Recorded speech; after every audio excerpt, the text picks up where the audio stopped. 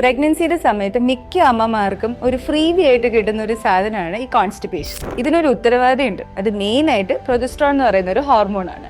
പ്രഗ്നൻസിയിൽ നമുക്ക് പ്രൊജസ്ട്രോണിന്റെ അളവ് കൂടി നിൽക്കുന്നത് കൊണ്ട് ഡൈജഷൻ സ്ലോ ആവുകയും പിന്നെ വാട്ടർ കണ്ടന്റിന്റെ അബ്സോർപ്ഷൻ കൂടുകയും ചെയ്യും. ഇതുമൂലം നമുക്ക് അബ്ഡോമിനൽ ബ്ലോട്ടിങ് അല്ലെങ്കിൽ ഒരു ഡിസ്കംഫർട്ട്, ഈ ഗ്യാസ് കയറുന്ന പോലെ എപ്പോഴും തോന്നുക, അതിൻ്റെ കൂടെ തന്നെ കോൺസ്റ്റിപ്പേഷൻ, ഇതെല്ലാം ഉണ്ടാവും. ഈ ബുദ്ധിമുട്ടും കഷ്ടപ്പാടൊക്കെ നിങ്ങൾ സഹിച്ച് ഒരു 3-ാം മാസമൊക്കെ ആകുമ്പോൾ ഡോക്ടേഴ്സിൻ്റെ അടുത്തേക്ക് വരുമ്പോൾ അവരൊരു മെഡിസിനും കൂടെ അങ്ങോട്ട് ആഡ് ചെയ്യും, ഈ പറയുന്ന അയൺ ടാബ്ലറ്റ്. ഇത് കഴിച്ച് കഴിയുമ്പോൾ കുറച്ചുകൂടി ഈ പറയുന്ന ഡിസ്കംഫർട്ട്സ് കൂടും. ഇത് മൊത്തത്തിൽ നമുക്ക് അങ്ങോട്ട് മാറ്റി നിർത്താൻ പറ്റത്തില്ല. പക്ഷെങ്കിൽ നമ്മൾ ഡയറ്റും ഈ കഴിക്കുന്ന ഫുഡും ഒക്കെ കുറച്ചൊന്ന് ശ്രദ്ധിച്ച ഒരു പരിധി വരെ നിങ്ങൾക്കൊരു റിലീഫ് കിട്ടും. അതായത് ഈ ഫൈബർ കണ്ടന്റ് റിച്ച് ആയിട്ടുള്ള ഫുഡ് കഴിക്കുക. പ്ലം, പേഴ്സ്, അല്ലെങ്കിൽ നമ്മുടെ vegetables like carrots, leafy vegetables, നല്ലപോലെ വെള്ളം കുടിക്കുക. ഈ വറുത്തത്, പൊരിച്ചത്, പിന്നെ എരിയുള്ള ഭക്ഷണങ്ങൾ, ഇതൊക്കെ ഒന്ന് കുറയ്ക്കുക. പിന്നെ നിങ്ങൾക്ക് ഓൾറെഡി കോൺസ്റ്റിപ്പേഷൻ ഉള്ള ആൾക്കാരാണ്, അത് ഉണ്ടാക്കുന്ന ഭക്ഷണങ്ങൾ ഉണ്ടെങ്കിൽ അത് നിങ്ങളൊന്ന് മൈൻഡ്ഫുൾ ആവുക. പിന്നെ നിങ്ങളുടെ ഈ പ്രഗ്നൻസിയിൽ ഡോക്ടർ നിങ്ങളോട് ഫിസിക്കൽ ആക്ടിവിറ്റി റെസ്ട്രിക്റ്റ് ചെയ്ത് പറഞ്ഞിട്ടില്ലെന്നുണ്ടെങ്കിൽ കുറച്ച് ഫിസിക്കൽ ആക്ടിവിറ്റി ഡെയിലി ചെയ്യുന്നത്